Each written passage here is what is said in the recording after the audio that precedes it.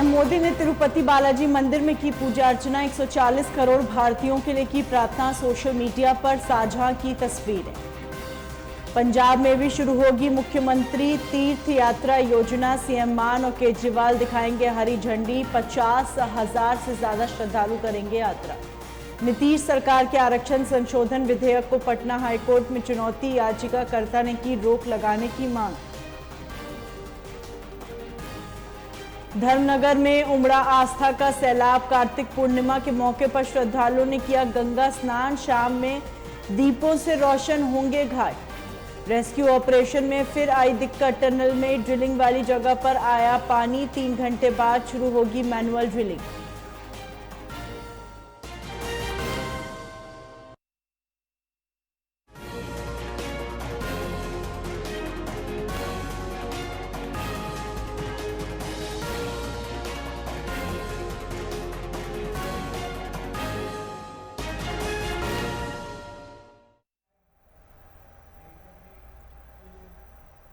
नमस्कार, स्वागत है आपका। आप देख रहे हैं न्यूज लाइव। मैं हूं आपके साथ हिना। हरिद्वार में हर की पैड़ी पर गंगा स्नान करने वालों का सैलाब उमड़ रहा है। आधी रात से ही गंगा घाटों पर श्रद्धालुओं का पहुंचना शुरू हो गया है। ठंड होने के बावजूद भी लोगों में स्नान को लेकर भारी उत्साह दिखाई दिया। गंगा घाटों पर श्रद्धालुओं का भारी जनसैलाब उमड़ रहा है। श्रद्धालु गंगा स्नान के बाद पूजा अर्चना कर रहे हैं, साथ ही भगवान से सुख समृद्धि की कामना कर रहे हैं। मान्यता है कार्तिक पूर्णिमा के दिन गंगा स्नान और पूजा अर्चना करने से व्यक्ति को भौतिक सुखों की प्राप्ति होती है। कार्तिक पूर्णिमा पर्व पर गंगा स्नान करने का विशेष महत्व माना जाता है। साथ ही धर्म शास्त्रों में कार्तिक पूर्णिमा का धार्मिक दृष्टि से काफी महत्व है और इसे देव दीपावली के रूप में भी मनाया जाता है।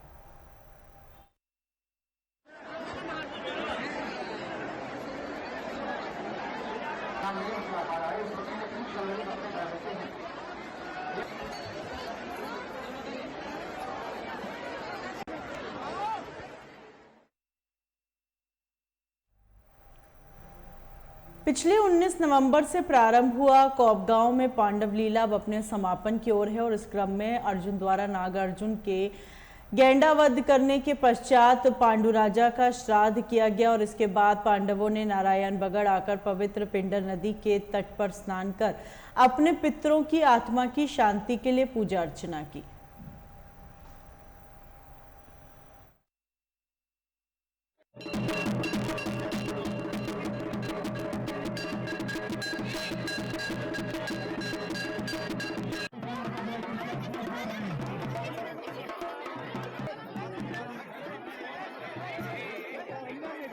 ये हमारी किशोरी मंगल दल की टीम है।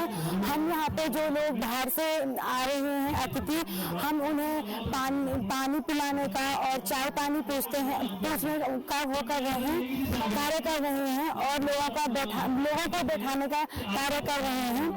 और हमारे यहाँ ये गहना हो रहा है।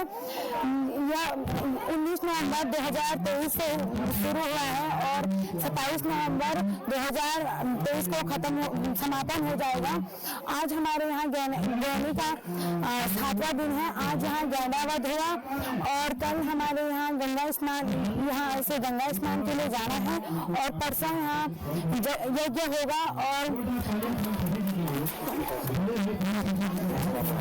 उसी के साथ समापन हो जाएगा। पहले तो आपका स्वागत है हमारे यहाँ पांडव लीला में। और जो ये किशोरी हमारा ग्रुप बना है, ये लोगों की सेवा करने के लिए बना हुआ है। और चाहे बाहर रहो कहीं रहो, अपना घर होता है। तो हमें बहुत अच्छा लगा लोगों की सेवा करके और कार्यक्रम भी बहुत अच्छे हुए हैं। आज जैसे गेंडा मारा गया, फिर ऊपर से वो चक्र भी था, तो ऐसे मतलब सारे कार्यक्रम बहुत अच्छे हुए हैं और आपको भी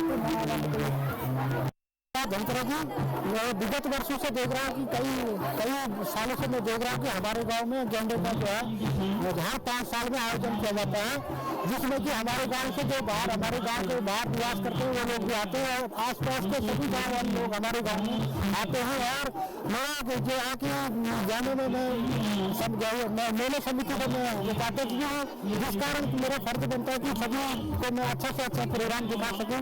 और उसके साथ ही ज़्यादा बुरा बोलते हुए मैं ये चाहता हूँ कि आप भी हमारे साथ बने रहें और हमारे गांव का हमेशा आप साथ देते हैं। आपका बहुत बहुत धन्यवाद धनोत्रा जी। बहुत अच्छा, ये हर 5 साल में ये लोग पांडव नृत्य करते हैं।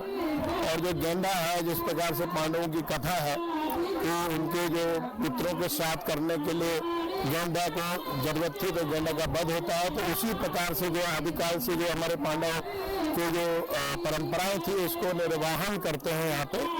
और गांव की सुख समृद्धि के लिए तो बहुत अच्छी तरह से आयोजन कर रहे हैं। और इसमें हम लोग प्रयास कर रहे हैं, गांव के लोग ये प्रयास कर रहे हैं कि हमारी जो धर्म और संस्कृति है, जो सनातन धर्म और संस्कृति है, उसको कैसे जीवित रखें। तो हमारे जो धर्म और संस्कृति का जो पर्यावरण है वो हमारे ये सारे कार्यक्रम है, जो अनुष्ठान और प्रोग्राम होते रहते हैं। तो बहुत अच्छा कार्यक्रम यहाँ पे आ रहा था और मैं गाँव के लोगों को बहुत बहुत बधा देता हूँ उसके लिए कि बहुत अच्छा कार्यक्रम का निर्वहन इन लोगों ने किया।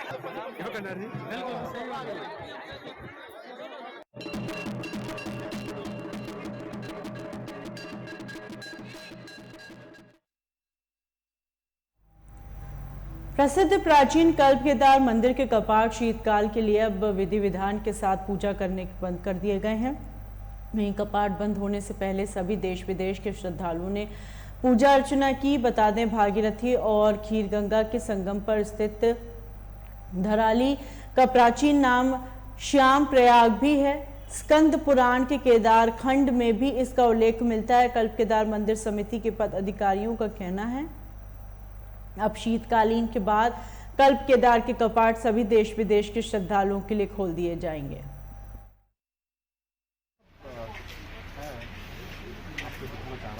चामुंडाय गणनाथ रुद्र सहिता रक्षन्तु मातरः। यही सब है। मंगलौर विधायक हाजी सरवत करीम अंसारी की मृत्यु के बाद मंगलौर विधानसभा में सियासी गर्माहट भी तेज होने लगी है। काफी जद्दोजहद के बाद जहां एक ओर बसपा के स्वर्गवासी विधायक हाजी सरवत करीम अंसारी की पत्नी नसीमा का नाम उपचुनाव में सामने आ गया है और वहीं भाजपा से पूर्व कैबिनेट मंत्री स्वामी यतीश्वरानंद का नाम चर्चाओं में आने से पूर्व विधायक और कांग्रेस के कद्दावर नेता काजी निजामुद्दीन का कहना है इस बार जीत उन्हीं की होगी, क्योंकि उनके प्रतिद्वंदी के तौर पर जिस भाजपा नेता का नाम चर्चाओं में है, अगर वह उनके सामने चुनाव लड़ते हैं तो वो उनके सामने नहीं टिक पाएंगे। उन्होंने दावा किया है कि इस बार क्षेत्र की जनता उन पर पूरा विश्वास जताकर उन्हें ही विधायक बनाने का काम करेगी।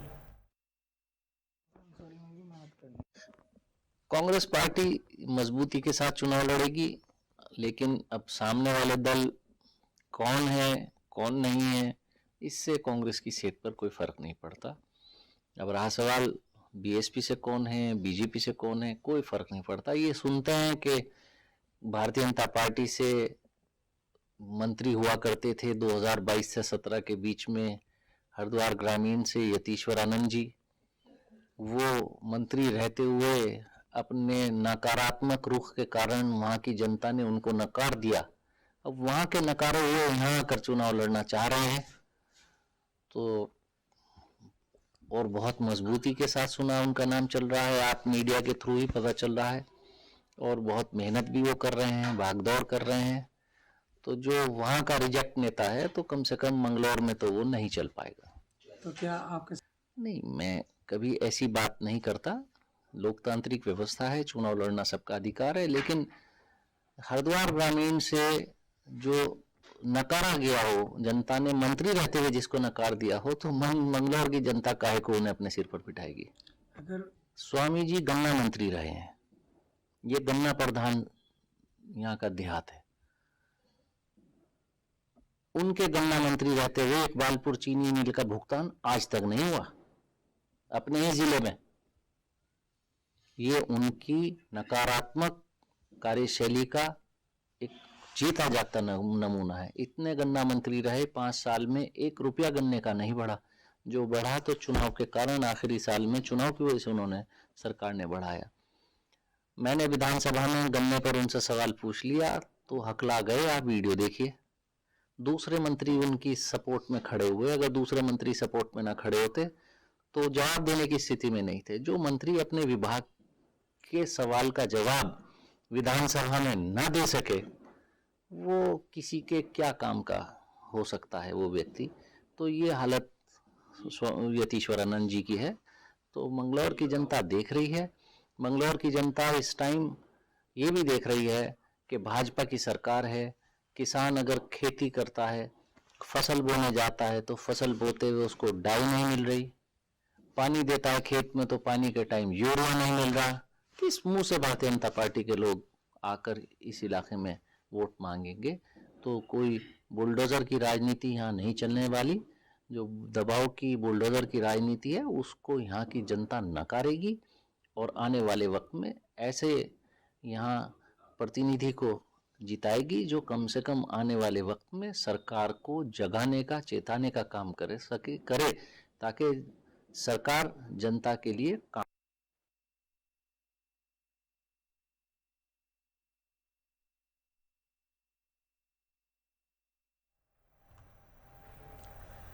मंगलौर विधानसभा सीट पर होने वाले उपचुनाव को लेकर सभी पार्टियों के नेताओं द्वारा पार्टी स्तर पर अपनी अपनी दावेदारी पेश की जाना शुरू हो गई है।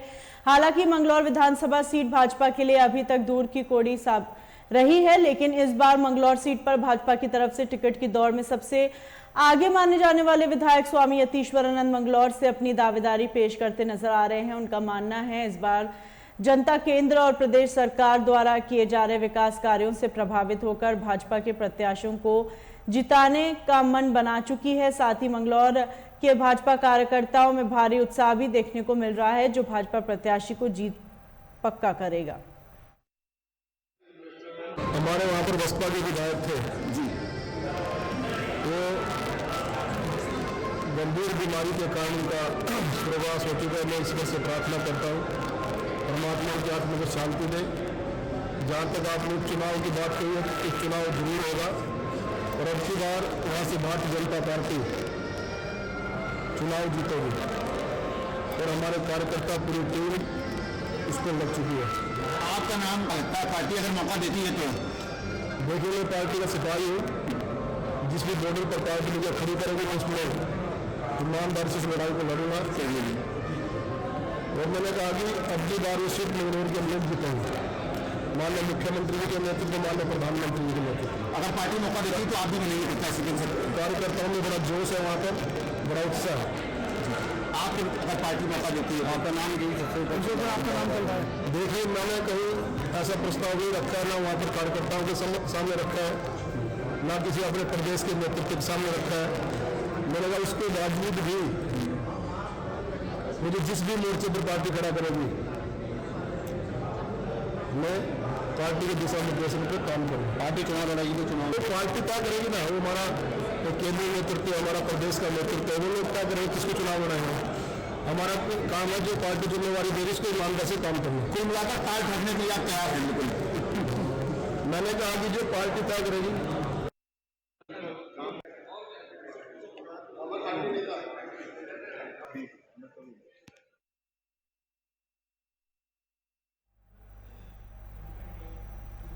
उत्तराखंड सरकार द्वारा राज्य में बेरोजगार युवाओं के लिए रोजगार के अवसर तलाशने के लिए ग्लोबल इन्वेस्टर समिट 2023 करवाए जा रहे हैं, जिसमें बड़ी संख्या में देश विदेश के उद्योगपति भाग ले रहे हैं। बड़े पैमाने पर एमओयू साइन किए जा रहे हैं, मगर विपक्ष इस मामले में सरकार को घेर रहा है। कांग्रेस की हरिद्वार ग्रामीण विधायक अनुपमा रावत ने जिला प्रशासन के अधिकारियों पर काम में ढिलाई बरतने और उनके क्षेत्र की उपेक्षा करने का आरोप लगाया। अनुपमा रावत ने मुख्यमंत्री को पत्र भेजकर अपनी विधानसभा क्षेत्र के लालढांग में सिडकुल स्थापित करने की मांग की। देखिए, वो क्षेत्र बहुत अत्यंत पिछड़े क्षेत्र में से है। वहाँ जाने के लिए भी हमें लगभग 2 विधानसभाओं को क्रॉस करके जाना पड़ता है। विकास की दृष्टि से काफी पिछड़ा हुआ क्षेत्र है। और माननीय मुख्यमंत्री जी ने जब तत्कालीन उस समय मुख्यमंत्री थे 2021 के समय में एक घोषणा की थी कि सिडकुल की स्थापना की जाएगी नया पंचायत लालढांग में। आज इतने बड़े इन्वेस्टमेंट को लाने की बात हुई है, इतने बड़े इन्वेस्टर समिट हुआ, लेकिन उसका जिक्र कहीं नहीं। और मैंने जो बैठक हुई थी अप्रैल 20 तारीख को 2023 को इसी वर्ष में ये बात रखी थी। आज से ठीक 7-8 महीने इस बात को हो गए, जिसमें स्वयं माननीय मुख्यमंत्री जी ने उसका संज्ञान लेते हुए, क्योंकि ये उनकी घोषणा का हिस्सा है, किसी की भी स्वयं मुख्यमंत्री की घोषणा का हिस्सा है, मैंने कहा था कि इसमें तुरंत कार्रवाई होनी चाहिए। 7-8 महीने लग रहे अधिकारियों को कि वो क्षेत्रीय विधायक से उसके बारे में प्रोग्रेस को ही डिस्कस नहीं कर रहे। ये तो मैं एक राइट है मेरा, एक विधायक होने के नाते निर्वाचित विधायक हूँ, जनता के द्वारा चुना हुआ हूँ, और अधिकारियों का स्वयं माननीय मुख्यमंत्री के ऑफिस से, उनके कार्यालय से वो आता है कि इस कार्य को किया जाए। तो इतने समय तो मैंने खुद माननीय मुख्यमंत्री जी को उसकी याद दिलाई। मैं तो विधायक बनते ही सबसे पहले यही मांग रखी कि भाई बेरोजगारी को दूर कीजिए और वहां पर स्कूल की स्थापना कीजिए, अपने प्रॉमिस को पूरा कीजिए। और विधानसभा में याद दिलाई, उसके बाद बैठक में याद दिलाई।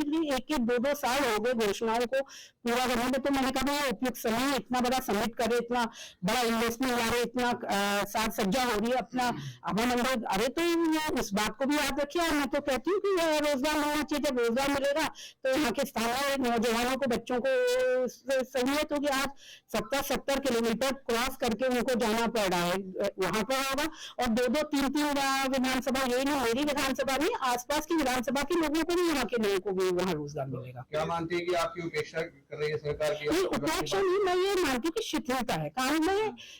किसी की एक निर्वाचित सदस्य की उपेक्षा नहीं की जा सकती। हमारे पास उससे अगर कोई बात है तो हमारे पास विधानसभा है, जहां पर एक निर्वाचित सदस्य ही जा सकता है। वो अपनी पीड़ा को, अपने उसको बोलता है, उसका संज्ञान लिया जाता है। आज पंडित हेडी का ये गुरु राम राय स्कूल से जो बन जाएगा, जो आज विधानसभा में मेरे द्वारा उस दर्द को रखा गया, तो आज उसका कार्य को किया जा रहा है। उपेक्षा नहीं कर सकते किसी सदस्य की, लेकिन हाँ, जो कार्य में शिथिलता है, जो प्रोग्रेस जिस तरीके से होनी चाहिए। अगर कोई काम को करने में आप 2-2, 3-3, 4-4 साल लगा देंगे तो कैसे काम होगा? काम तो अपने समय पे होगा ना। मुझे तो ये लग रहा है कि मुख्यमंत्री, मैंने चिट्ठी भी इस पर साझा की, मैं अभी आप लोगों को दूंगी, इसमें स्वयं मुख्यमंत्री कार्यालय की चिट्ठी है, अपर मुख्य सचिव के सिग्नेचर है, जिसमें साफ है कि माननीय मुख्यमंत्री जी की अध्यक्षता में वो बैठक हुई है, जिसमें 9 बिंदु मेरी विधानसभा के रखे गए। और उसमें साफ है कि विधायक, माननीय विधायक के साथ जो अधिकारी हैं वो बैठक करें, लेकिन आज तक उस कार्य को, उसको जल्दी करें ना, तभी तो सरकार उसमें कुछ करेगी।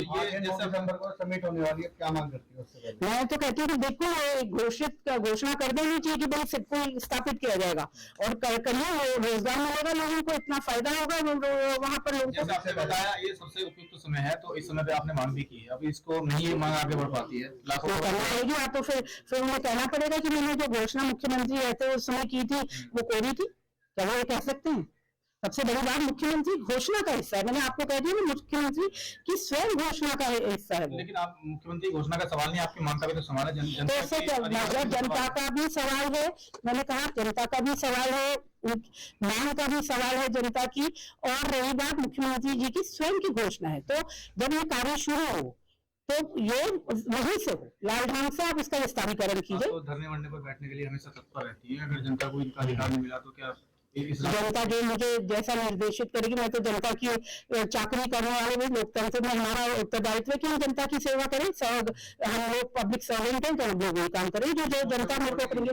देखो या तो ये इसको ना करना ही पड़ेगा, या ये कहेंगे कि भाई मैंने जो कहा वैसे ही था। अच्छा, ये जमाल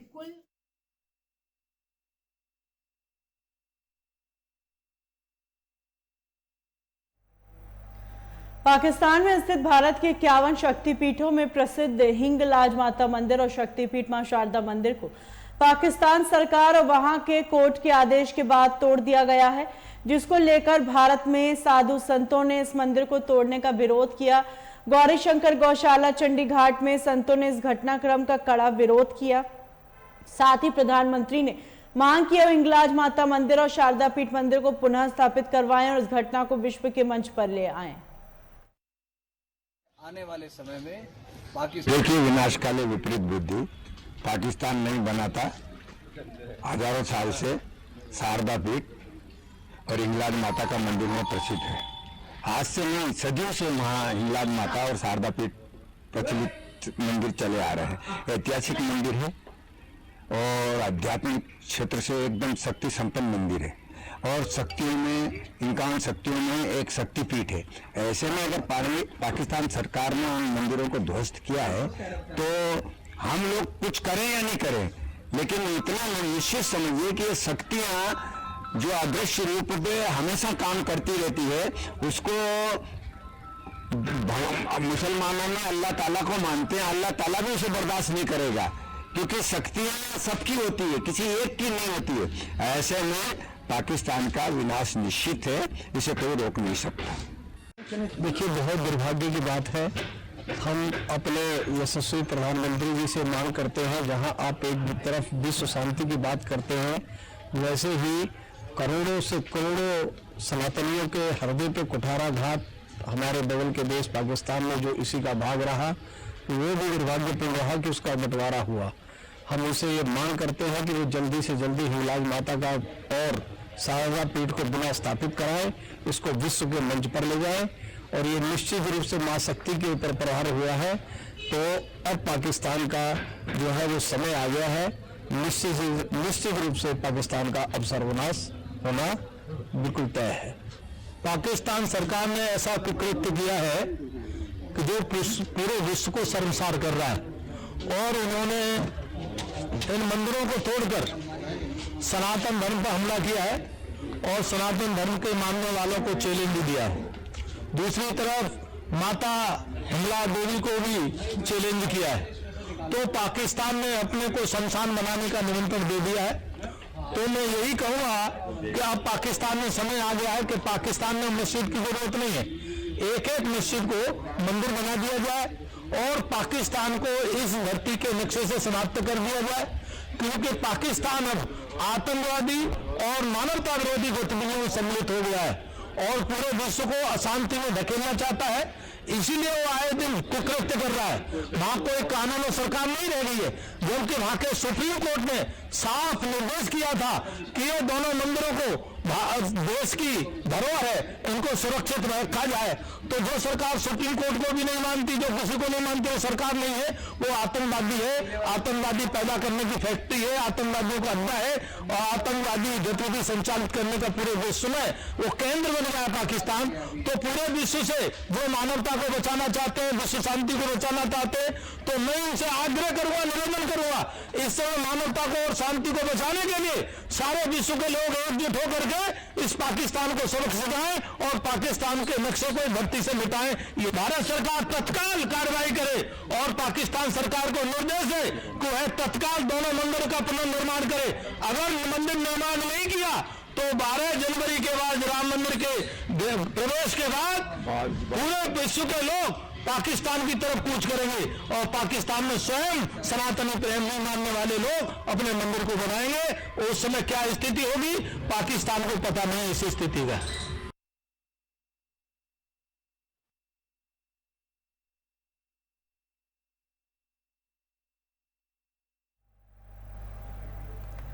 चमोली में लोक निर्माण विभाग के निरीक्षण भवन परिसर में मीडिया कर्मियों से बातचीत में योगेश भट्ट ने कहा, सूचना का अधिकार अधिनियम का मुख्य उद्देश्य कामकाज में पारदर्शिता लाना है।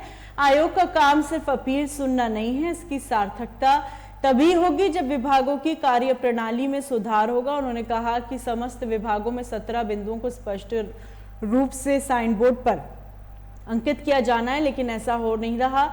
सूचना का अधिकार अधिनियम आम जनता के लिए, जनता को इस एक्ट के बारे में जानकारी देने के लिए जागरूकता अभियान चलाया जाना चाहिए। नहीं हुआ, आयोग ने निर्देश दिया और आयोग के निर्देश का अनुपालन नहीं हुआ, जैसे कंटेम्प्ट ऑफ कोर्ट होता है।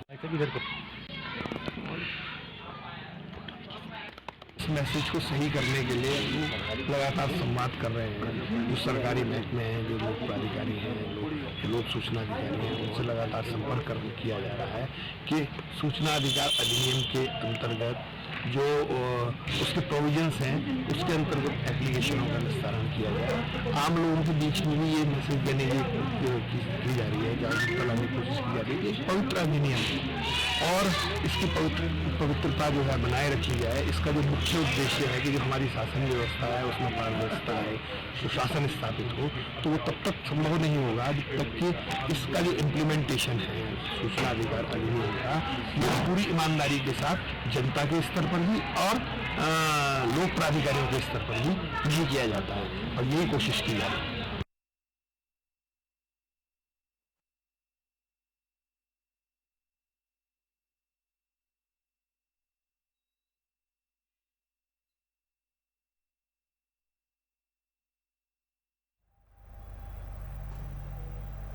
गोरखपुर में देव दीपावली रविवार की शाम श्रद्धापूर्वक मनाई गई और इस अवसर पर कई मंदिरों में श्रद्धालुओं ने पूजा अर्चना किया और दीप प्रज्वलित करके देव दीपावली मनाई। वहीं भगवान शिव, भगवान गणेश और लक्ष्मी नारायण की विधि विधान से पूजा अर्चना की गई। इस दौरान बड़ी संख्या में लोग मौजूद रहे।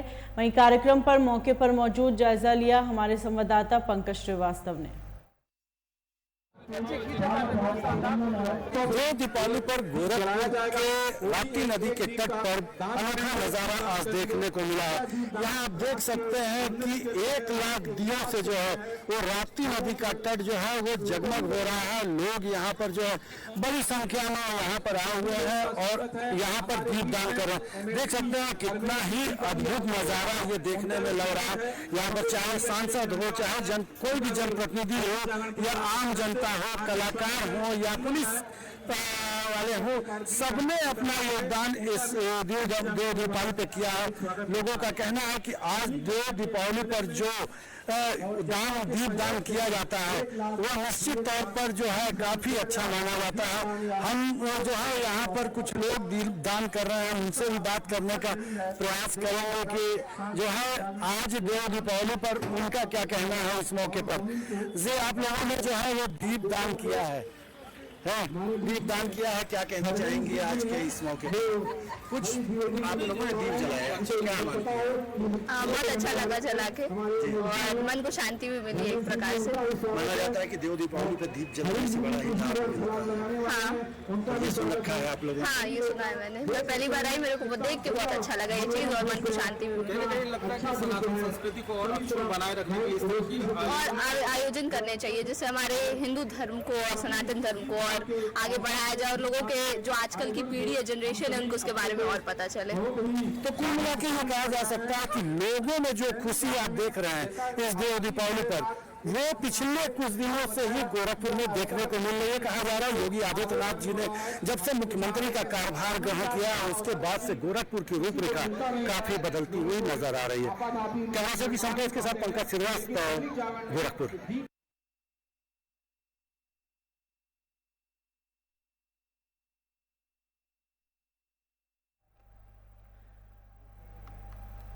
राजधानी लखनऊ के जोन 6 के जोनल अधिकारी मनोज कुमार यादव का एक वीडियो सामने आया जिसमें महिला सफाई कर्मचारियों को जाति सूचक शब्दों से गाली गलौज करने और धमकी देते हुए दिखाई दे रहे हैं। वहीं महिला सफाई कर्मचारी नगर आयुक्त इंद्रजीत सिंह से जोनल अधिकारी मनोज कुमार यादव के विरुद्ध कार्रवाई करने की मांग की। जो सोशल मीडिया के माध्यम से जो ज्ञात हुआ है कि जोनल अधिकारी जोन 6 नगर निगम लखनऊ के जो हमारे मनोज कुमार यादव जी हैं, जो गंदी शब्दों का जो प्रयोग किया है, जात सूचक शब्दों का प्रयोग किया है, ऐसे अधिकारी के खिलाफ कानूनी कार्रवाई करते हुए इनके खिलाफ आंदोलन की बात की जाए और इनके खिलाफ कानूनी कार्रवाई करने के लिए एक FIR दर्ज कराई जाए और नगर आयुक्त से मांग करते हैं ऐसे अधिकारी को तत्काल लखनऊ से हटा करके कहीं किसी अन्य स्थान पर स्थापित करने का तक कोई भी घटना आगे घटती है तो इसकी जिम्मेदारी नगर निगम प्रशासन की होगी। जो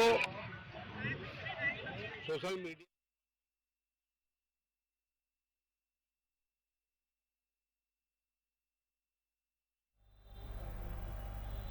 इन्हीं खबरों के साथ बुलेटिन में फिलहाल इतना ही। दीजिए इजाजत।